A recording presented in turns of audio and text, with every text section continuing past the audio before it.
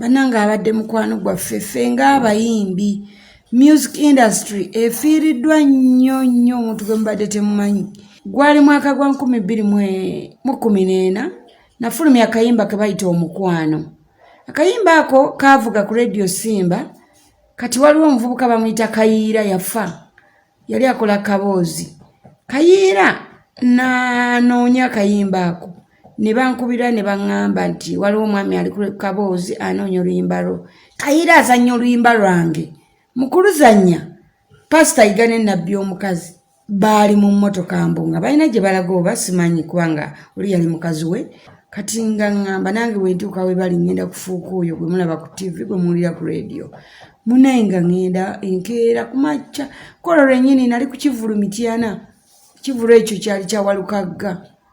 Kati nga namusangawo ku kyaki ye munaye ng'abanyaniriza. Si kirungi nnyo kwogera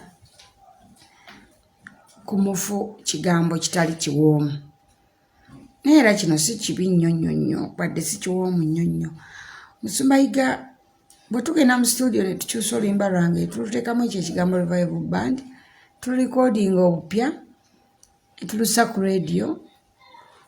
Nze ne Musumba wakati awo Nabbi yabimanyi ebyo kuba gwe nabinyumiza twayogera naye ne mbimugamba byonna. Musumbayiga yayagala tukolewo enkolagana endala etali eri ey'emyaka 10 ey'ebipapula ne bye balikodinga ebya video.